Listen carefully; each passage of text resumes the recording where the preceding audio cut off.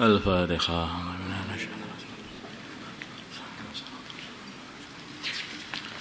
بسم الله الرحمن الرحيم. Al-Fa'idah Tsaniyatu, faidah yang kedua dari 8 faidah yang dihasilkan oleh Syekh Hatim Al-Asam. Ani sungguhnya aku ra'aitu, aku melihat al-khalqa makhluk, yaktaduna mereka sama ngikut, bi ahwaihim sama ngikuti bi ahwaihim, kesenangan nafsu, kesenangan buruk nafsu mereka, wa yubadiruna, dan mereka bercepat-cepat ila muradati anfusihim, pada kehendak-kehendak diri-diri mereka. Kata amal tu, maka aku berfikir, qaulahu ta'ala, pada perkataan pada firman Allah Ta'ala, wa amma man khafa maqama rabbih wa nahan nafsa 'anil hawa fa innal jannata hiyal ma'wa. Wa amma man, adapun orang khafa yang takut maqama rabbih, pada tempat berdirinya di depan Tuhannya. Ketika mau ditanya itu, semua makhluk itu didirikan di satu maqam. Maqam itulah tempat dia diinterogasi di sana itu. Wa naha, dan dia menahan an-nafsa, dirinya, anil hawa, dari mengikuti keinginan buruknya. Fa innal jannata, maka sungguhnya surga, ya surga al-ma'wa, tempat tinggal. Batayakantu, dan aku meyakini, annal Qur'ana, sungguhnya Qur'an, haqqun, adalah benar, shadiqun, lagi benar, jujur. Fabadartu, maka aku cepat-cepat ila khilafi nafsi, kepada mencegah diriku, ila khilafi nafsi, pada khilaf dengan nafsuku. Wa tasyammartu, dan aku bersiap-siap limujahadatiha, untuk mengalahkan nafsu. Wa man'iha, dan mencegah nafsuku, anhawaha, dari mengikuti keinginan buruknya. Hatta tadat, sehingga nafsuku tunduk, li ta'atillahi, kepada taat kepada Allah Subhanahu wa ta'ala. Wangqadat, dan ngikut. Nanti aku lihat orang-orang itu sama ngikuti keinginan buruk dirinya, dan cepat-cepat untuk melampiaskan keinginan nafsunya. Karena tak pikir perkataan Allah, wa amma man khafa maqama rabbih wa nahan nafsa 'anil hawa fa innal jannata hiyal ma'wa. Ternyata orang yang selamat itu orang yang mengkhawatirkan dirinya. Nanti kalau dia itu menghadap kepada Tuhannya, dan orang yang menahan keinginan buruk nafsunya, itu orang yang akan tinggal di surga. Ya kalau begitu, ya aku tak ikut Quran saja lah, nggak usah ikut kebanyakan orang yang mengikuti nafsunya. Aku tak ikut Quran saja. Wong Quran itu sudah tak pikirkan, itu jelas-jelas benar, dan Quran itu jujur, tidak bohong. Aku tak ikut Quran saja, aku pengen khilaf dengan nafsuku, tidak pengen mengikuti nafsuku. Hanya usahaku hari-hari adalah bagaimana bisa mengalahkan nafsu dan menolak keinginan nafsu, sehingga sampai nafsu itu tunduk untuk taat kepada Allah. Jadi nafsu itu ya begitu, kayak bayi. Makanya ada yang wa khalifin nafsa wasyaitana wa'asihima. Jadi nafsu itu memang harus keinginannya harus dicegah. Kalau dituruti terus saja, nanti akhirnya jadi tidak pernah bisa dewasa. Terus seperti anak kecil kan, Kalau pengen dituruti, oh tidak akan bisa dewasa. Ya awal-awalnya kalau anak kecil itu dilatih, dituruti, pengennya itu pokoknya semuanya dikasih sedikit. Pengennya itu semuanya lagi, kasihnya sedikit. Kadang-kadang pengen nggak usah dikasih. Lah kalau nangis, ya biar merasakan bagaimana pedihnya menahan hawa nafsu. Ya mungkin harus dilatih juga anak kecil itu untuk menahan hawa nafsu juga. Akhirnya ketika besar sudah terbiasa nahan hawa nafsu. Pengen makan, ini Ramadan. Oh iya nggak boleh makan. Tapi kalau sudah terbiasa dikasih saja, pengen makan, ini Ramadan, luwe kok. Aku lapar kok. Makan aja lah. Ini akhirnya karena tidak terlatih. Demikian juga nafsumu itu ya kayak bayi itu. Kalau tidak pernah kamu latih, ya seperti itu. Nanti pengen apa saja diterjang. Ramadan pecut dicangkem ki. Lah. Nah, terus gimana?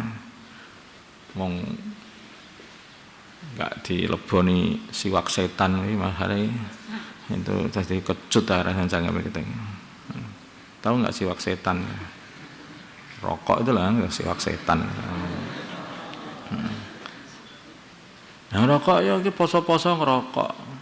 Wong masuk juga kering, keluar juga kering itu. Itu kan enggak makan, enggak apa-apa lah, wes repot kalau sudah seperti itu. Nah itu kamu masukkan makanan juga kamu keluarkan lagi dari bawah itu sama saja kan seperti enggak makan. Makan aja kalau gitu. Jadi orang itu ada aja kepinginannya.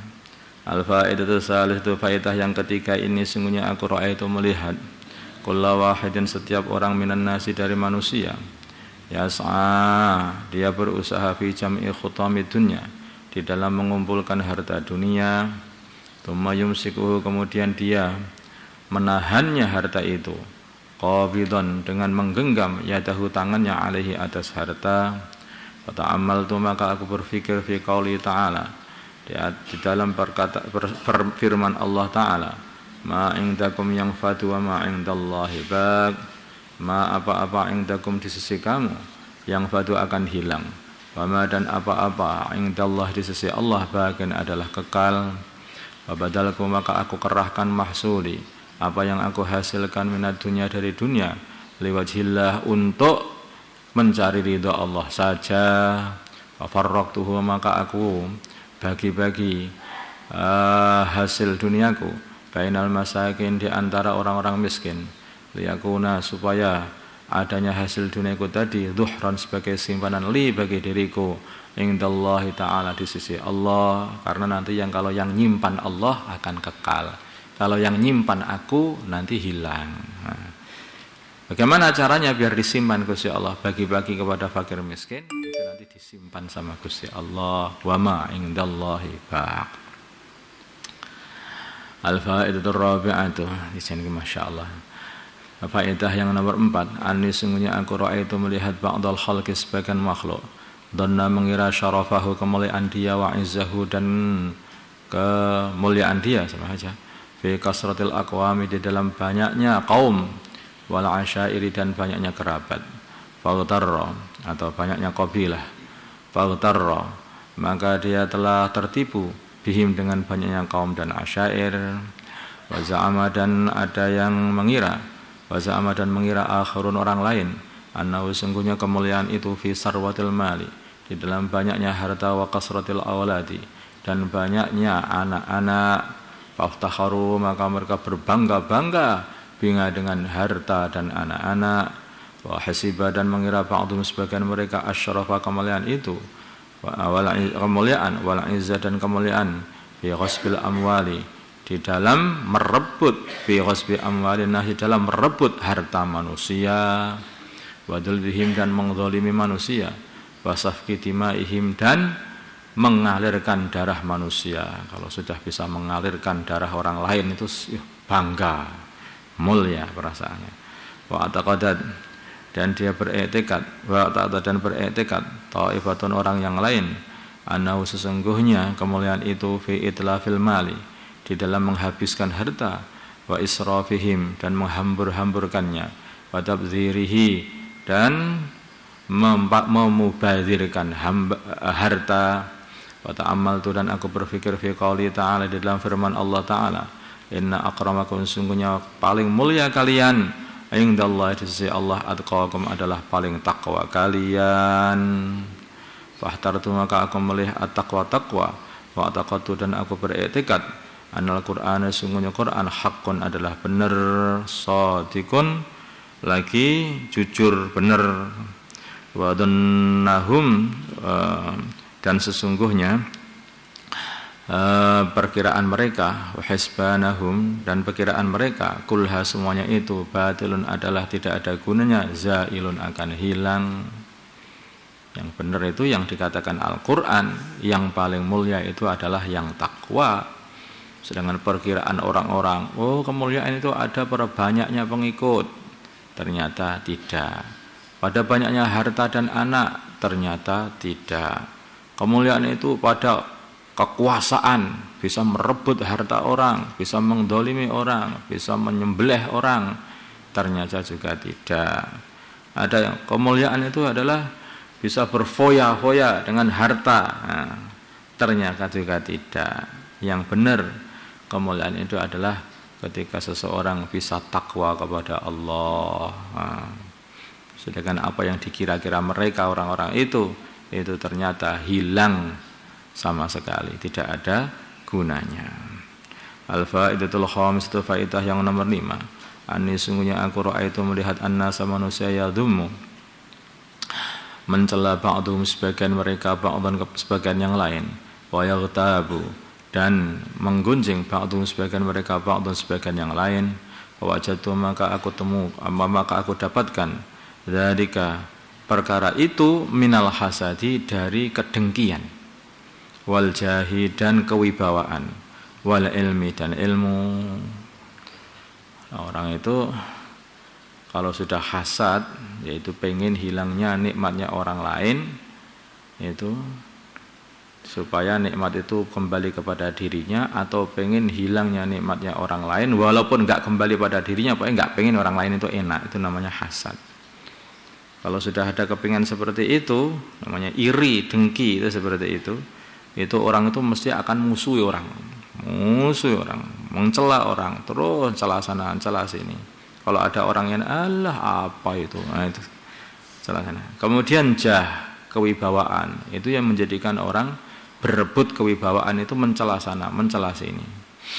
Ketika orang sudah perasaan kok apa itu saudaranya itu mau mendapatkan wibawa, dicela habis-habisan supaya wibawanya hancur, biar yang wibawa dia sendiri. Kalau tidak, biar sama. Atau kalau tidak, wis pokoknya yang penting sama-sama enggak dapatnya. Nah.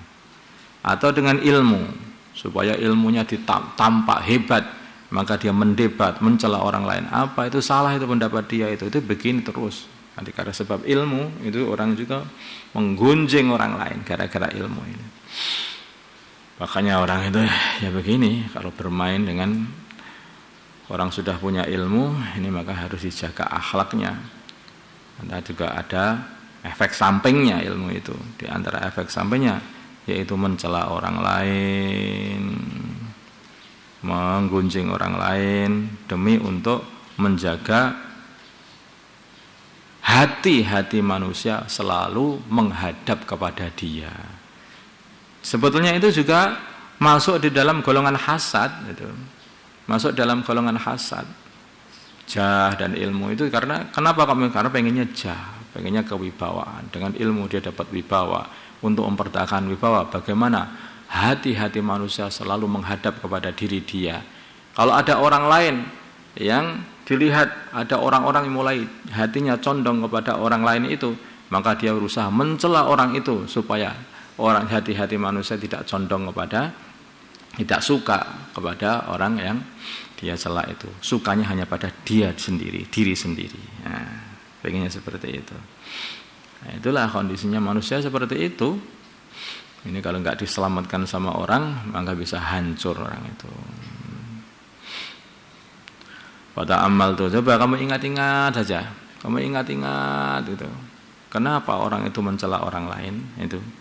Biar memuji dirinya, Nah, biar kenapa dia mencela orang lain? Nanti ngomong itu orang itu gini, orang itu. Biar apa? Biar dia itu mencela musuhnya, kemudian memuji dirinya. Pada amal tu maka memuji orang yang mencela tadi lah maksudnya.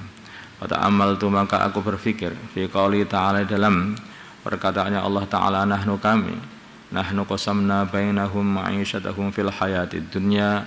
Nahnu kami Allah Subhanahu wa taala qasamna kami telah membagi bainahum di antara mereka ma'isyatahum kehidupan mereka fil hayatid dunya di dalam kehidupan dunia. Fa'alim tu maka aku mengetahui annal qismata sesungguhnya pembagian kanat adalah minallah dari Allah Ta'ala fil azali di dalam azal sudah asli sudah dibagi semuanya itu oleh Allah Subhanahu wa taala. Untuk apa aku itu harus mencela orang lain? Walaupun sudah tak celah habis-habis, kalau bagiannya banyak ya tetap banyak saja, enggak ada gunanya. Ya orang tidak akan jadi menghormati aku dengan mencela orang lain, tidak. Makanya dia sudah punya bagian, aku juga punya bagian, sana punya bagian, sini sudah punya bagian, ya sudah tinggal ibadah saja kalau begitu itu. Wa hasadu maka aku tidak menghasati ahadan seorang pun karena sudah dibagi oleh Allah. Untuk apa aku hasad kepada orang lain? Sudah dibagi sama Gusti Allah. Kalau aku enggak terima pembagiannya Allah, berarti aku enggak terima sama Gusti Allah. Bisa ditempiling Gusti Allah kalau begini ini. Wa raditu dan aku ridha bi qismatillah dengan pembagian Allah Subhanahu wa taala. Al-faidatu sa'idatu faidah yang nomor 6. Ani sungguhnya aku raaitu aku melihat annasa manusia yu'adi dia memusuhi